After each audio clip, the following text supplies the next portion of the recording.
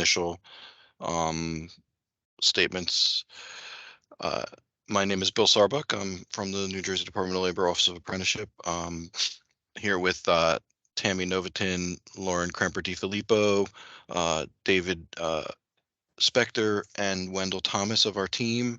For those of you who aren't aware, our representative here in the Office of Apprenticeship that's specific to the PACE grant is Lauren Kremper DiFilippo.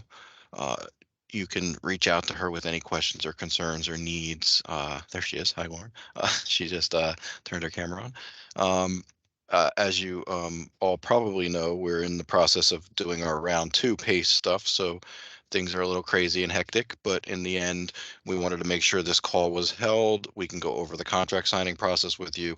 We had meetings with all of you to go through your budgets and make some revisions and get things up to speed and up to date so that it was ready for contract.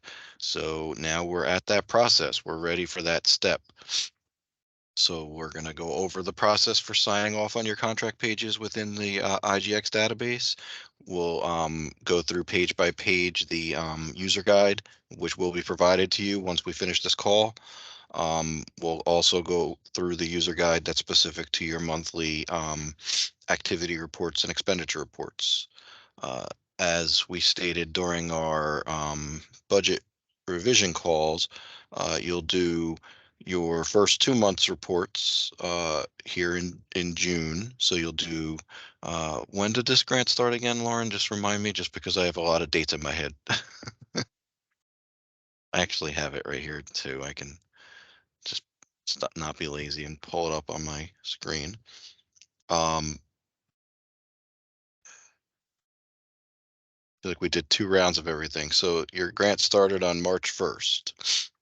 So you'll do your March and April billings and expenditure reports on your May report, which is technically due by May 15th. But we'll get into that in a little more detail in a little while. Obviously, we're going to be lenient. We're not going to get on your case if you don't get it in by the 15th. Just try and get it in somewhere in the next couple weeks so that we can get them started reviewed. Some of your reports might be blank right now. You might not have really started services, and that's fine. We just need to get started and get moving so that your grant can get rolling, because obviously it seems like a long time, 18 months, but I promise you they will go fast. And the process of getting them through the pre-apprenticeship training and then trying to place them into apprenticeship or other jobs, that's the key and the most difficult part of what it is that you guys are going to do here once you get rolling. A lot of you have been grantees in the past on other grant opportunities or in the PACE grant specifically, so you know the process and how it works. But in the end, we'll get started here with the formalities of getting your contract signed, going through the process on how to complete your activity and expenditure reports, and then we'll get moving. What we're going to try and do is we'll keep track of all your reports and stay on top of them, and we'll try to schedule some meetings with you all, probably somewhere in around the like quarterly basis, so that we can try and help stay on top of any struggles that you're having, or any things that we're concerned about when we're taking a look through your reports. But let's get started here on this process on the contract signing. So first things first, congratulations. This process of applying for grants with the Department of Labor and receiving them is not simple and easy. We want to recognize the hard work you put into that process alone. Uh, the panel, reviewed all of your applications and recommended them, and it was accepted by the department. So good work, congratulations. Now the hard work starts, and we get moving with trying to serve the population. As always, if you ever need help or you need assistance, you can reach out directly to Lauren Kremper DiFilippo, who does oversee your grant, or you can reach out to our team email address, which is apprenticeshipunit@dol.nj.gov, which is listed at the bottom of this first page. Next slide. So One thing I missed on the last slide that's important for you guys to know is only the authorized official, your CEO, the person who's in charge of signing anything official, can sign off on these documents. They have to be registered in our IGX database. We usually make sure of that during your application process that your authorized official has been signed up and approved. So they should already have access. You listed who they are on your applicant information page, so that should match. But if anything has changed in your organization, let us know. If we need to help you with getting them registered and approved in IGX, let us know and we can try and get that stuff worked out.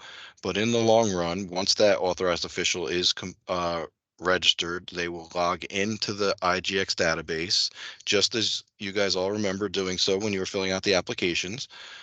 You'll go to the njdol.intelligrants.com web address and enter your username and password. If for some reason you're having issues with passwords, please let us know. We can definitely assist you in getting those passwords updated. Otherwise, there is the ability to reset your password here through the login page. I will tell you that sometimes it's easier to reach out to us. So um, once you enter the username and password, you'll click login and it'll bring you to the next slide. So what happens once you log into the database is it'll bring you to your dashboard page. We've currently put all of your applications in a status in which we'll put it in your My Tasks folder when you log in. If My Tasks is not open, by that I mean that little arrow next to the words My Tasks is pointing at My Tasks and not pointing down. Just click on the arrow, and it'll open up anything that's in My Tasks, and you'll see your application listed within the My Tasks section. You will click on your application. It'll start with the words PACE, FY 2023, your organization's name, and then it'll have an application number attached to the end. You'll click on that name and it'll bring you into the application. Once you're into the application, you'll land on what's called a document landing page. Your document landing page is basically where it tells us the basic information about your application. Once you log in and you land on that document landing page, you're going to want to scroll down on the left-hand side of your navigation pane and find the section titled Contract, as you see here on the screen. Under Contract, you'll see many pages listed, but the first page is Contract Summary. You'll want to click on that Contract Summary page, open it up, and save the page to make sure that everything on there looks like it's accurate. This is a listing of all the pages that you're going to complete again. Once you've gone to that contract summary page, checked everything on the page and for accuracy and save the page, it will put a check mark next to the contract summary and bring you back. And then you can go back to that navigation pane on the left-hand side, and it'll allow for you to click on the next page, which would be your federal and state funding sheet. Your federal and state funding sheet is filled out by us, the Department of Labor. You don't need to do anything on this page. It's just here for your reference. This is what tells the department and our fiscal division where funding comes from in order to pay for your grant. So you can take a look at it, but there's no need for you to do anything. There will be no save button on this page for you. But ultimately this page is here. Once you've checked the page, you can then move on to the next page, which will be your contract details page. Your contract details page is the details that are specific to the grant. So it'll break down everything, including your deliverables, how much funding we're providing you. It'll give you a link to your budget. Uh, you'll want to check and make sure all that information is accurate. Check it against your application. If you haven't memorized it, you can go back to your application pages and check those pages and make sure this information looks accurate. But it does pull directly from what you submitted to us within your application and what we approved as what we're willing to allow for your organization to provide services to. So if any information here is incorrect, you need to reach out to us. We need to make sure we go to those pages and make the edits. And we also need to make sure that any edits you're making are going to be allowable as per what was recommended. We have to make sure that it's in line with what was recommended initially. Once you've checked all of the sections within the deliverables section and your budget to make sure that they look accurate, then we'll move to the next slide and it'll inform us of what our next steps are. So the final steps on your contract details page will be to sign the document. This, like I said, has to be done by the authorized official. It will not allow you to save if you're not an authorized official. You'll check the box certifying the information that you read within the document is accurate and save the page. Once you save the page, it'll populate your name and your title within the organization. It'll also then allow for us to submit this to our commissioner for signature, and once he signs it, his signature will show up underneath and a date for him as well. Initially, though, when you guys do your part here, all you're going to see is your signatures um, until you submit them to us, and then we'll notify you once they've been approved by the commissioner and his signature is populating on the documents. Next slide, please. The next page that you need to complete is the standard assurances and certifications. For any of you who've gotten grants with us in the past, this document is standard. It's something that's required for all grants that we issue here at the Department of Labor. It breaks down regulatory requirements that your organization needs to follow. It is mandatory. There is nothing in there that is negotiable necessarily because it's all regulatory. Um, Please take a look through it, make sure it makes sense to you, make sure there's nothing in there that you have questions about. If you do, you can reach out to us, but most likely what you'll end up doing is scrolling to the bottom, entering your place of performance, which is where your services will be provided, not where your office is if you're just in an office. Enter the main address for where performance will be provided to your participants. If there are additional locations, you'll check the checkbox that states that there are additional ones that are not identified above. Then the authorized official will have to check the certification box stating that they are authorized representative for the applicant and that they hereby certify the information. And then they'll save the page. Once again, once they save the page, it'll populate their name and title and provide a date for their signature on this document. And then you can move on to the next page. The final page within the contract signing process is your general provisions. So your general provisions are your state regulatory requirements. You'll want to read through these. Once again, they're not negotiable, same as standard assurances, but ultimately they allow for us to ensure that your organization and application and grant are in line with any state required regulatory guidance.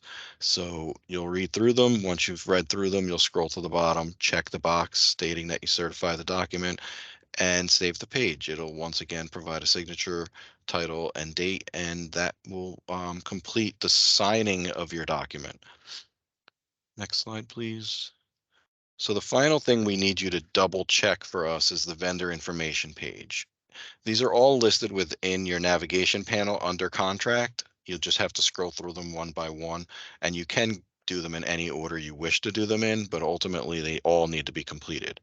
Um, Once you go to this vendor information page, you're just going to want to click on the arrow drop down and make sure that the vendor number and that location code at the end, on this one you see '08, you want to make sure that that's correct. If it's not, let us know and we can work with you in order to try and get that figured out. This is your information that's specific to what you have registered with NJ Start. And this is how we know where to send money to you when we're providing you with funding. So you're just really checking. We compared this and used data from either previous grants that you've had with us or conversations that we've had with you. So it should be accurate, but I just want you to double check it during this process of contract signing, make sure it looks accurate to you. Check with people within your department, your fiscal departments, if you're not sure, because ultimately this is a code that is very important because it ultimately equates to where your funding goes, and we don't need that to be lost in cyberspace and nobody knows how to figure out how to get to the funding that's been issued to your organization. So that's why this page is important. Check it, make sure everything looks accurate. And as long as it does, there should be nothing that you need to do. If there are any issues, reach out to us and let us know, because we need to make sure that anything you've changed doesn't affect anything that's already been done on our side, because your notice of awards have already been issued. So your accounts have technically already been set up with our Treasury Department utilizing this data, which, like I said, this data was captured from either very recent previous grants or from conversations with somebody within your organization, which may or may not have been you, to capture this data. Next slide.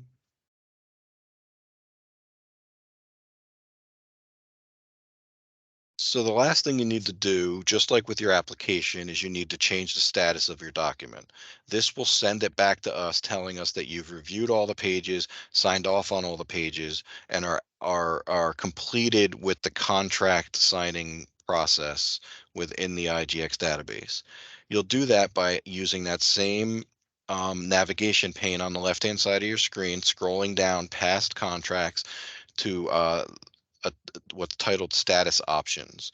Once again, you'll see the little arrow that's pointed down. If it's not pointed down and pointed towards the word status options, click on the arrow and it will open the status options that you can choose. Please, please, please do not choose application canceled. That would be silly. You got the grant. Don't give it away. At this point, choose contract negotiations, and that will prompt you to click agree, okay, or cancel on basically an agreement page. It's basically just double checking to make sure you're ready to change the status. I'm sure you're ready because nobody wants to continue doing this process forever and ever. So you'll click OK, and that will submit the contracts to us for review. If we have any issues or any questions, we may be in touch. We may send it back to you if things need to be edited or fixed, but ultimately that will allow for us to take a look through everything, and if everything is good, get it into the process for signature by our commissioner, so that that process will be final and done, and we won't need to worry about it again for the rest of this grant period. Next. All right, so that's the end of our contract signing process. um, I'll open it up in case anybody has any questions specific to the contract signing process. You can either type it into the chat or you can unmute yourself right now and ask any questions that you have. The process seems a little more difficult than it will be. We'll provide you with that user guide that walks you through step by step what you need to complete. But ultimately, it's just like the application. You got to complete each page. It'll put a check mark next to them once they've been completed. Um, and a signature has to be applied to each page by your authorized official or CEO, whoever is your signatory for your organization. Any questions? All right. I like you guys. So now we're going to move on to the activity and expenditure report process. This is going to be way more fun, I promise. Um, this process allows for your organization to get paid, so that's important, but it also allows for us to capture the data necessary in order to be able to report on your programs. Um, that is important to us because that's how we show performance, and that's also how we show all your hard work. And we always want to ensure that we can show that hard work um, as optimally as we can, if that's the right way of putting it. Because at the end of the day, your hard work and these programs being successful are what allow for us to continue providing these types of programs. And so we want to ensure that your data is accurate, your data is complete, it's timely, and it reflects the work that's being provided out there by your organizations. So we're going to start here with the activity reports. We'll go through page by page how they're completed. We're going to start from the beginning, which is basically logging in like we always do. So we'll go through all those procedures.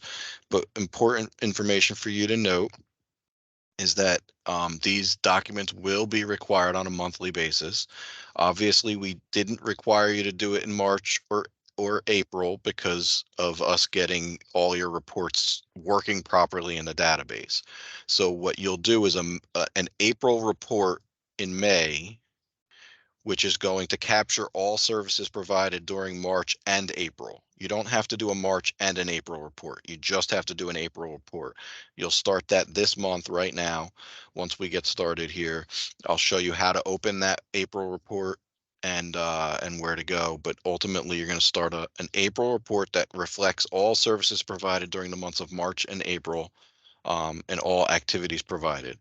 Um, as I stated earlier, your reports are due by the 15th of every month. So this first month will give you a little bit of leeway and probably give you, that next week after the 15th. The expectation will hopefully be that everything runs smoothly. If we run into issues, obviously that will allow for additional time as well. But we're hoping that the database is going to be our friend and work properly. Um, it is the first time running through this for the PACE grant, so we do anticipate there being a hiccup here and there that we run into. Don't worry, if we run into them, you won't be held responsible. We'll get them fixed. We'll give you the time necessary in order to get it submitted. I promise we don't smack hands with rulers or anything like that. We're nice, friendly people. And we'll be there to try and assist you and help you in any way we can at all times.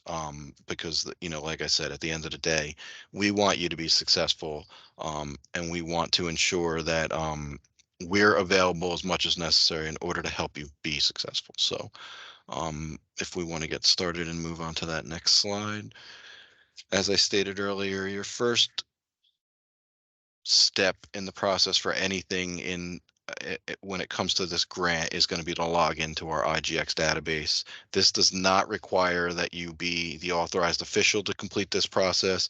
You can be an agency administrator, um, and log in and start these reports, complete these reports and submit these reports. That is probably the majority of your uses, your I don't know what your titles within the IGX database is, the agency administrator most likely. Um, but yes, you can log in and complete these documents and start them and submit them yourself. You'll log in using the username and password that's been approved by the department. And it'll bring you in, once you do that, to your dashboard page. Once you're on your dashboard page under My Tasks, um, you're going to see your application because, like we said, we've submitted it back to you. Once you've completed that contract process that we just went through, and you're no longer once you've submitted that to us, so you've changed the status of it, it'll no longer show up under My Tasks. So for you to be able to find your application, you're going to have to use that searches button at the top.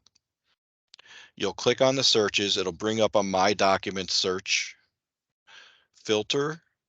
You'll click on the drop down under type and find PACE Application 2023 and click search. That will then bring up any of your PACE application documents, and you'll want to click under documents, the PACE application that starts with PACE FY 2023, your organization's name, and the contract number.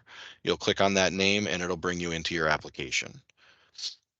Once you're in your application, you go right back to that document landing page, everybody's best friend. This is our starting point for everything. Once you've logged into that application, don't get too concerned with most of the documents that are within that navigation pane, because we're pretty much done with all that at this point if you've signed off on your contracts.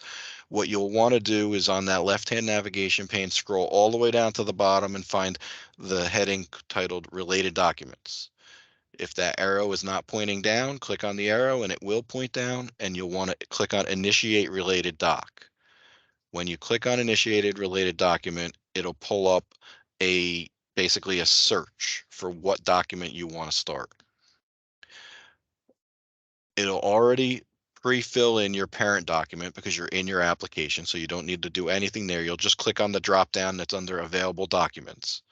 When you click on that drop down, you'll want to find PACE Activity Report, and it's actually going to be April 2023, your first report. So you're doing your March and April reports combined in May. Okay, so you're going to want to open up your PACE Activity Report April 2023 and click Create.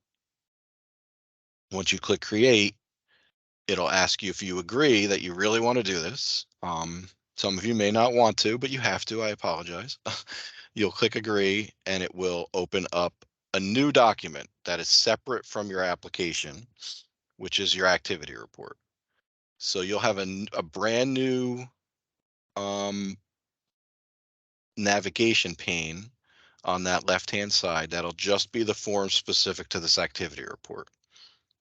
If for some reason at this point you couldn't complete any additional work related to this activity report, you just had time to start it and you weren't going to go in and complete anything, you can get back to this by relogging back into into your IGX dashboard, and under my tasks you will see your activity report. It'll start with AR, and then it'll list pace, and it'll tell you the month and year in which the report that you're looking to work on. So it won't disappear. It's been created at this point. Once you click that OK button, it creates it. If for some reason you created it in error, reach out to us. We can get it purged out of the system. Sometimes people open the wrong months. That happens. Please check and make sure you're doing the right month's report before you start doing all the work on it. I just don't want you to waste a whole lot of time doing something and we got to purge it out and you got to redo it again. It happens. It's happened plenty with a lot of our grants. Always make sure that you're doing the report for the month previous. So if you're in the month of May, you're doing April's report. Okay, and in this case, like I said, you're doing April's report, but it's going to combine March and April's reporting. Going forward, next month in June, you'll start doing your May report, and it'll just be for May. Hopefully that's clear and makes sense. So once you have gotten your activity report started and opened, you'll go to that forms menu on the left-hand side on your navigation pane, and you'll want to start with your participant list page. You can skip around on these pages, but it's really going to be a little more difficult to skip around. You want to start with your participant list page. Once you're on the participant list page, this is where you're going to list all of your participants one by one. Okay, so you'll enter all the information that's required for the participants. I believe everything here is required except for the AOSOS number. If you have that number, you can enter it. If you don't, it's not mandatory, but everything else will be mandatory. Enter all the information for the person, and then you can click the plus sign if you need to add another participant. Once you've clicked that plus sign and added another participant, then you can save the page at any time. You don't have to wait to save the page. You can add those plus signs will be there no matter what, so you can continuously add participants even if you've saved. But make sure that you enter all of the participants that entered your program during the months of March and April on your April report. And then next month, you'll put any new participants that joined in May on your June when you do your May report. You can add a page if you wanted to, but ultimately your participant list is probably going to be running on until you fill the page and there's no longer a plus sign next to it. And then if that at that point you no longer have that plus sign to add additional participants to the page, then you can click add at the top and that will add a whole new participant list page. And you can then add your new participants to that list. Any of you who've had grants in the past with us, you're familiar with this participant list. It does look a little bit different because we've tried to simplify it by kind of making it into like one section instead of having it be this one large chart that you get lost in sometimes. Um, I promise you this way I feel is going to be more beneficial to you and a little easier. It does seem like a lot of information, but ultimately we need to make sure that we're capturing everything necessary on your participants. Also, for any of you who had grants in the past, you'll notice that you no longer have to create a unique ID number for your participants. The system automatically generates this for you. This allows for us to do some additional things that I'll show you in a minute, but your unique ID number is no longer mandatory to be created by the grantee. It's created by the system. It's created once you save the page, so you'll notice that it's blank until you click save. Once you click save, it'll create a unique ID number for each participant. Next slide, please. So once you've completed your participant list, then you'll want to create your quality partner list. Initially, this might not be filled out because you may not have any quality partners at the onset of your grant. Not that they're not partners, but a quality partner to us is somebody that you're placing individuals with. So You'll complete this quality partner page. You can do it up front if you know who your partners are going to be. You can add to this page at times throughout the grant period if you've added some additional employers or additional apprenticeship providers. But ultimately, you'll enter all the quality partner information here and click the plus sign. I believe all sections of this are required except for the FEIN. We don't require you provide us with the FEIN because I know sometimes that's difficult to get for your partners, um, but everything else is required. Please, my team, if I say anything that you don't agree with, jump in and say so, but I'm pretty sure that that's the only field on this page that is not required is the FEIN. We do ask that you try and get the FEIN for your partners because it allows for us to make sure those partners don't have, let's say, tax liabilities that could hinder their ability to receive funding from the state. We don't want you to have any issues when it comes to any of that stuff, so it's always beneficial to provide it to us, but I don't believe it's mandatory. Um, the quality partner types that you will provide us on this page are going to be registered apprenticeship providers, employers that are going to be hiring your participants at higher than $15 an hour or more, and then post-secondary or vocational school providers. Okay. Once you've added all your quality partners, you always have to make sure you click the save button at the top. Please don't add a page for every quality partner. Just click the plus sign and it will add a new box below it for you to add a new quality partner. If you add a page for all of your quality partners, we will send it back to you and ask you to combine them onto one page, just because it's um, difficult for us to look at your quality partner lists if you have one partner on each page. Next slide, please. So this is another part that I think any of you who have grants with us in the past, you'll appreciate. Once you've completed your participant list page and saved it, it automatically creates a quality placement and activity page for those participants. You do not have to create one for them anymore like you used to have to in the past. It automatically creates them based on the name that you provided, and it will utilize that user unique ID number that the system creates to create these pages. So once you get to the quality placement and activity page, you'll notice if you've put names on your participant list that there's either that it's already created and there's already like a little exclamation point next to it telling you that you have to go to these pages and update them. And if you've added more than one participant to your participant list, you'll notice there's a little arrow next to it that's pointing to the right. If you click or highlight that arrow, it'll pull up the quality placement pages that are existing, which will be one for each one of your participants. You can start with the top person, click on their name. Oh, it'll open it up. I'll show you on the next slide. It'll open up your quality placement and activity page for that participant, and you can update the information necessary in order to in order for their record to be complete. Okay, so initially you're going to probably just be entering their progress and their enrollment date because you haven't necessarily done much with them. But once you start working with them more, you'll start entering their quality outcomes, any credential information that they receive, any college credit information that they receive. If you choose a type of quality outcome, it'll automatically pull up a listing of the quality partners that are specific to that outcome. So the outcomes that we have, as I stated on the last page, are registered apprenticeship, employment and $15 or more an hour, and entry into post-secondary vocational school. If you choose registered apprenticeship as the quality outcome, the quality partner box that's underneath it will then create a drop down menu that lists all of the quality partners you listed on your quality partner page that are listed as registered apprenticeship programs. You choose which one, enter the NAICS code for the industry, choose the occupation, enter their previously hour wage and their starting hourly wage.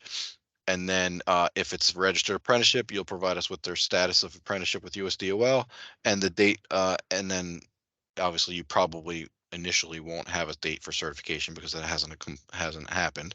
And obviously at the onset, nobody's completed with USDOL, so you won't complete those last two boxes initially. If it was for post-secondary education, you would choose the quality partner, enter the NAICS code and the trade occupation, and that would be all. The rest of the information is not mandatory for that. If you chose employer, you would choose the quality partner, enter the NAICS code, trade occupation, and enter just the previously hour wage and the starting hourly wage. Previous hourly wage is what they made in their previous work. So please make sure that you're entering that in as dollars per hour. We have had people enter just, that they made $2,000 at their last job. It throws off your dashboard, which I'll show you in a little while. So try and ask them specifically what their previous hourly wage was and enter that as an hourly wage. So if it was $10 an hour, enter $10. Um, and then their starting hourly wage will be their new job that they received due to the training you provided them. What was their starting wage there? What we're trying to show is a differentiation between what they were capable of making before your program and now what they're capable of making. So um, those are important pieces of information. When it comes to the credential information and college credit information, if you enter any information into any of the 3 boxes or 4 boxes for college credit, it will require you to enter all of those fields. So just be prepared for that. The page will populate you with errors if you don't complete everything accurately. It'll tell you what's missing.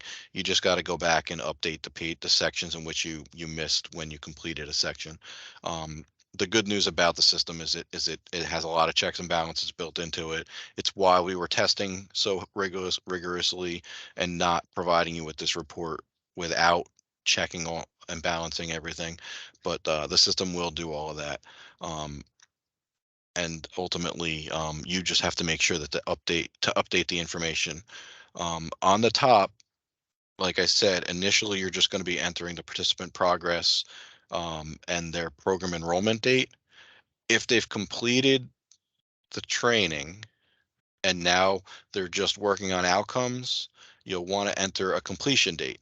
If they've decided that they're no longer going to participate or you haven't been able to get them to show up to anything, you can enter an exit reason. By entering an exit reason, it shows these people are completed from the program, but they were unsuccessful in the program. Okay, so be careful what you're choosing. You cannot enter a completion date and an exit reason. You have to choose, you have to enter one or the other. A completion date would mean that they showed up for all the trainings and they completed the training. An exit reason would mean that they dropped out of the program basically in some capacity. Okay. Once you've completed all of the sections that are necessary, please always make sure you're hitting the save button. It's the most important thing that you can do, because if you don't, ultimately the data will disappear. So please use the save button as much as you can. I feel like your high school computer teachers, remember back in the day when they used to tell us to save your work, save your work. Yeah, it's kind of the same. Um, it's just not, we're not writing little paragraphs now. We're doing these horrible reports. So the next page you need to complete after you've done the quality placement pages for each of your participants um, is your stipend recipients page. If you've submitted and provided any stipends to your participants, you'll list them here.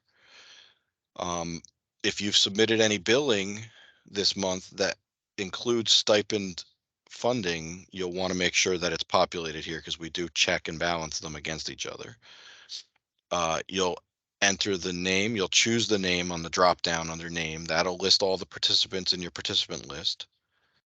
And then you'll enter the stipend cost, which is basically how much you provided them in those months that you're reporting on. So in this initial one, for March and April, if you provided any of your participants with stipends, you'll choose which participant and enter how much you gave them in March and April only under stipend cost. And then you'll check the stipend received button box if you've given them actual stipends already to date. Once you've entered one participant, you'll use the plus sign to add a new one. When you get to next month's report, if you've already provided that participant with a stipend, they'll show up on this report already. In the cumulative cost section, it'll show how much you gave them in previous months. You're just going to enter in the stipend cost how much you gave them this month. Okay, so it will cumulatively keep track of how much you've given each participant in stipends. Don't create a second line for the same participant. Only have one line per participant that's received stipends and add to them as the months go on based on how much you gave them in stipends for the months you're reporting on. Okay, so like I said, the first month you'll be reporting on March and April stipends. The second month you'll just be reporting on May's stipends. Then it'll be June stipends and so on and so forth. Um, you'll add to the stipends as you provide them with additional stipends throughout the months of the grant. Um, if somebody's done receiving all their stipends, they'll just show up on this report and they'll have zeros in the stipend cost, but they'll have a cumulative cost of how much you gave them across the entire grant period. At the end of your grant, this should list all the stipends that were received by all of your participants, and the cumulative cost category should capture all of those stipends received. Um, but this stipend recipients page is important because it allows for us to track, and it's also a good tool for you guys to be able to keep track of what you've provided out in stipends and make sure that you're in line with what your budget states, because you put in your budget, we're going to provide $250 worth of stipends to a maximum of $2,000 or something like that. You want to make sure you don't go above and beyond that here on your stipend recipients page. Once you've completed entering all of your stipend recipients, you'll click the save button at the top, and that will save this. Like I said, next month when you move to the following month report, all this data will pre-populate and show any cumulative costs that have been received. Next page, please. All right, and the last and final page of your reports that are mandatory is your dashboard. This is everybody's favorite. It basically pulls a lot of data from a lot of your other pages, but ultimately it asks you to provide a little bit of detail, and this is where you'll provide the majority of your comments, your statuses, stuff like that. So initially, you're going to want to put who's providing the grant project management. So who is your grant project director? The allocation award will pre-populate, and then you want to enter your program status comments. That's where your program is right now in the process. So I'm reporting for March and April, and this is where we are in our process for getting our program up and running and started. Uh, if you've entered any participants, the demographics data will populate from the participant list. The quality placement outcomes will populate from your quality placements page, and your contractual performance measures will populate based on your participants once they've completed any training. They won't populate there unless there's been a completion of training. So you may have somebody who's still in your pre-apprenticeship program and they got a job, but they're not showing up there. They're not showing up there because you haven't completed them on their quality placement page. Once you've put in a completion date for their training, then they'll show up in that top right-hand corner. Um, Next slide, I believe this will show you the bottom sections. Oh, maybe it won't actually. Go back, I'm sorry. So once you check and balance your demographics, quality, placement outcomes, and your contractual performance measures, you'll just scroll down and you'll enter your cycle data information. So you'll enter the start and end date for your cycle 1. If there's any participants, they'll populate because you had to choose which cycle they were in on the participant list page, and then you'll enter any comments that are specific to the participants in that cycle. You do not have to enter any comments if it's a section that don't have any participants in it. You also don't have to put a start and end date if you don't have any participants in that cycle yet. Once you enter the participants on the participant list and they populate under achievement a number next to that cycle, then you'll have to enter a start and end date for your cycle and enter comments. As you see in red, the comments should include the name of the course in which they're providing training, the description of the course, and any updates to the activities that are received during the reporting month. Okay, so don't tell me the same thing this month that they received last month unless it's the same work that's been provided to the participants during that month. We want to know exactly what's going on with those participants here so that we don't have to reach out to you necessarily and ask silly questions. We can review this report and get that data. There'll be a cycle listed there for all 6 cycles. You can enter all the information as necessary once those cycles get started. Um, and you'll complete that. You'll also notice that there are comment sections for other sections within this document. Just make sure if there's numbers there that you add a comment next to the numbers. The comment allows for us to understand what's going on with the program in those sections. Um, Once you've completed this dashboard page, you'll click Save, as is the situation in any of our other sections. If there are any issues and you haven't completed a section that you must complete, an error will show up telling you what you need to complete, and you can go back and complete those things. If there's for some reason any data that looks incorrect, please reach out to the unit and we can check into it with our our vendor who oversees the application and all of our um reports in IGX, and make sure those things get corrected. So once you've finished filling out the dashboard and save that as well, and all of your um, activity report pages have nice little check marks next to them on your menu, you're going to want to scroll down under Tools and click on Document Validation. What this does is it checks to make sure that there's no errors on any of the pages that you just completed. If there are any errors, they'll pull up here and you can click on the form name and it'll bring you back to those pages in order for you to make the edits necessary. Um, Once you've checked and there are there's nothing showing up under your document validation, then you'll move to the next step. The next step is everybody's favorite step. That's submitting your report so that you're done with it. Um, you'll scroll down on that navigation panel to status options, just like we did with the contract section, and it'll show just activity report submitted. Choose activity report submitted, and that will prompt you with an OK button, basically saying that you want to submit it. Click OK, and that will submit your report, and you'll be done with it for the month. Um, Next month, you'll start all over and do this all over again, and you'll move on to the next step. Um, but ultimately, that will allow for you to submit your activity reports for March and April. Once you're done with your activity reports, now it's time to start with the important part, the expenditure report. This is how your organization gets paid for all the program and services that you provided throughout the month. Remember, we're a reimbursement model, so we can only pay you for something that you've already paid out. We can't pay you up front for anything. We only work in reimbursement models with the Department of Labor here. So expenditure report is where you're going to reflect any payments that you've made and tell us what we owe back to you based on what you've provided. This should be in line with your activity reports. If you're submitting to me month after month activity reports that have 0 participants, it's going to be really difficult for me to look at your expenditure report and understand how I'm paying you for something. You know what I mean? So they have to reflect upon each other in some capacity. So make sure that you're paying attention to that and that it makes sense, because we will reach out to you and have a call with you in order to figure out why exactly we've been paying out funds when it looks like no services have necessarily been provided.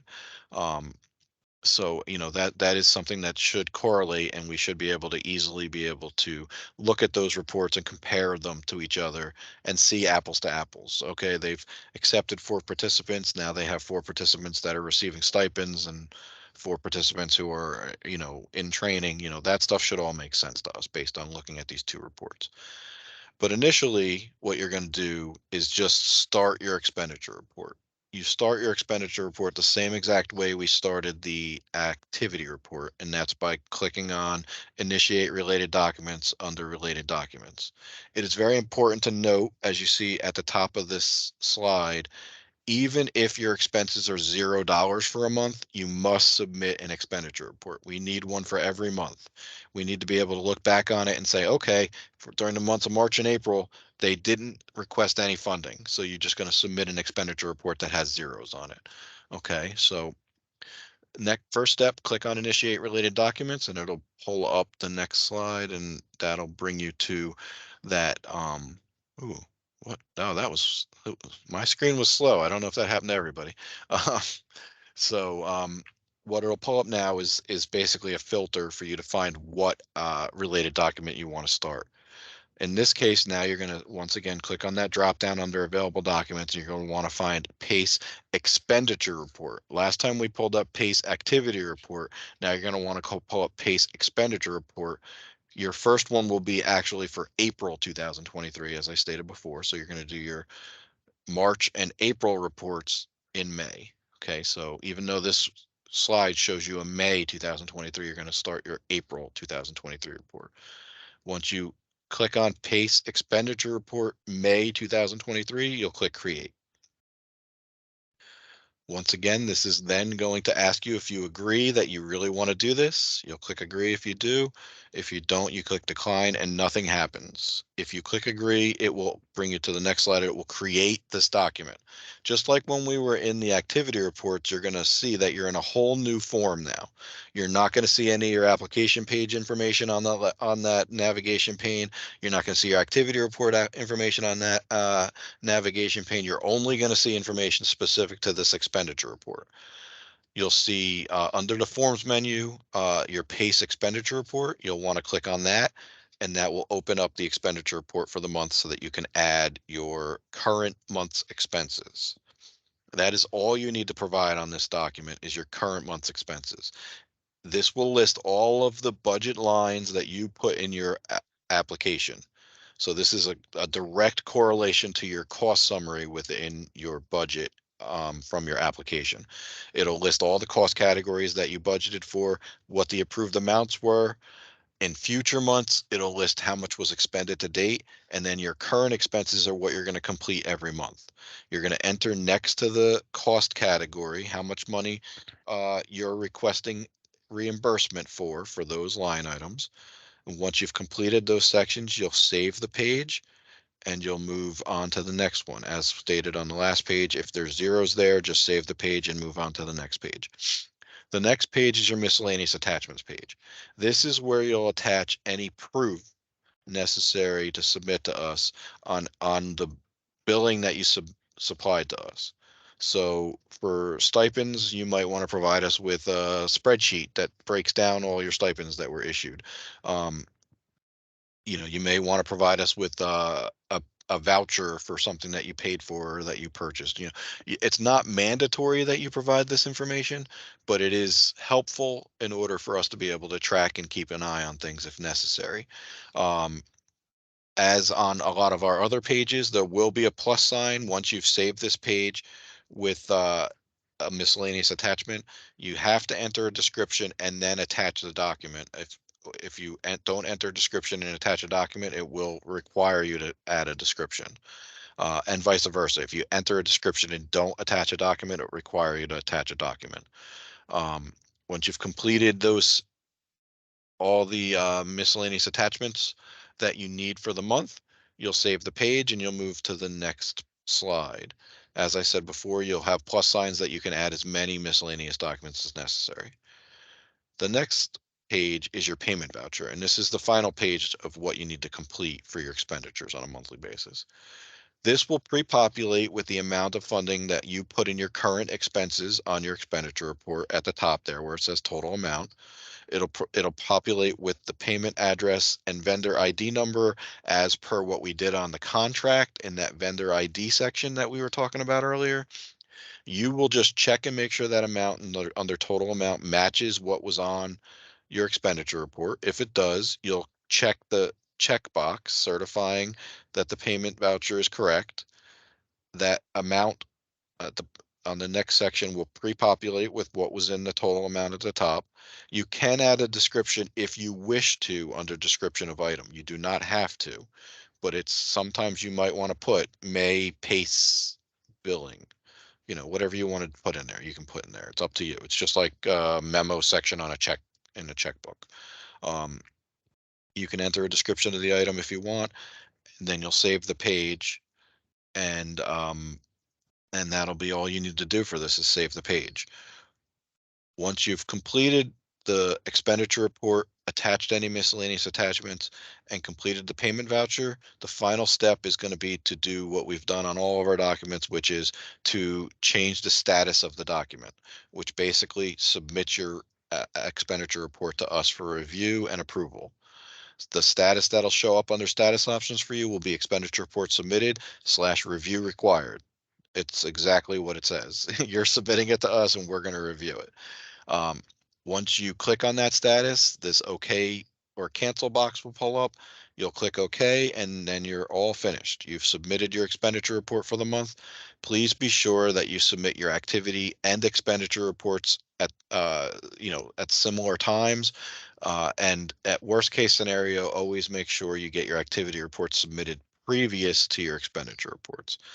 We always want to compare activities to expenditures. If you submit your expenditure report to me first and not your activity report, most likely your expenditure report is going to sit and wait until you've submitted that activity report and it can be reviewed first.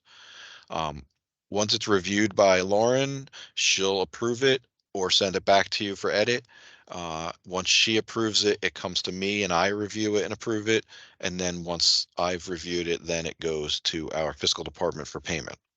And the payment will be issued out to your organization based on how it was designated with NJ Start. Next slide. All right, so that is the process for submitting expenditure and activity reports. As I stated at the beginning, we will provide you with these slides.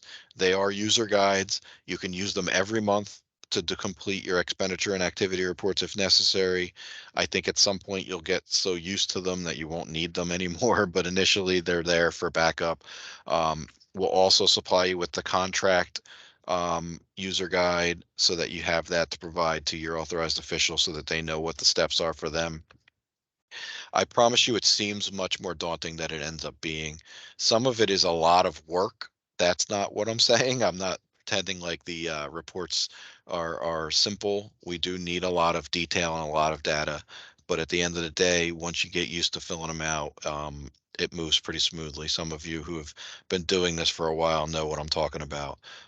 But at the end of the day, if you guys ever need any assistance or help with any of these reports, always feel free to reach out to Lauren or the apprenticeship unit at dol.nj.gov email address, and somebody will get back to you as soon as possible to assist.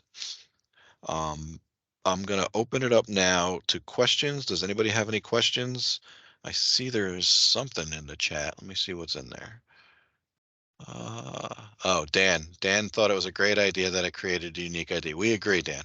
And we also think that it's very helpful to not have you guys have to create a quality placement page for each one of these individuals. The system will do that for you. Those two things I'm hoping you'll find helpful, especially in the first couple of months for any of you who've had grants with us in the past.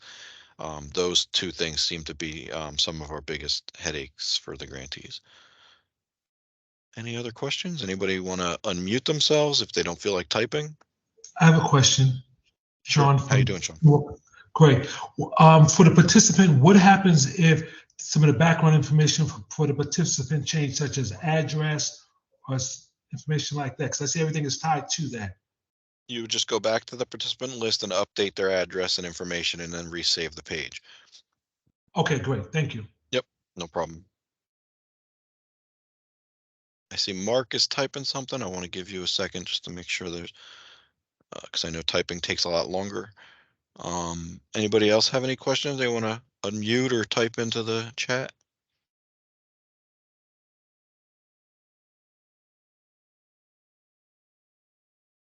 Oh, you're welcome, Mark. All right. Well, as always, if anything comes up and you have any questions after the fact, feel free to reach out to us. We'll answer them and help you. We'll get you these user guides shortly today once we complete the call. And the first thing for you guys to understand is you cannot start your activity or expenditure reports until those contracts are submitted. So get that over to your authorized officials, tell them they need to go in and review those pages and sign those pages. It shouldn't take them very long in order to be able to do so. It is mostly just checking some check boxes and clicking the save buttons. But obviously you need to get in touch with them and tell them they need to do it. So we'll get you over the contract signing user guide so that you can provide it to them, get them to sign off on those pages, submit that back to us, and then you can start your activity and expenditure reports. Okay, but until you get those submitted, it won't allow you to currently start your activity or expenditure reports. Right? Thanks, Bill. Seems pretty streamlined there. We hope so. We know we're gonna have hiccups here and there, and that is completely understood and expected. Just keep us in the loop. We'll keep you guys aware if we see any issues that are occurring for anybody, because we want to make sure that you're keeping your eyes open for those things as well. As is always, this is a brand new process in IGX. Everything was created from scratch, even though it existed before. So we could run into some issues. We don't anticipate any, but keep us aware of any issues you run into, and we'll keep you guys aware if we find anything and we need to make sure you guys know. But in the meantime, uh, at least we can get started here. I'm glad we were able to get together and have this meeting real quick. Um, Good luck with this process, and please keep us posted if any assistance is needed from our team. Thanks, guys.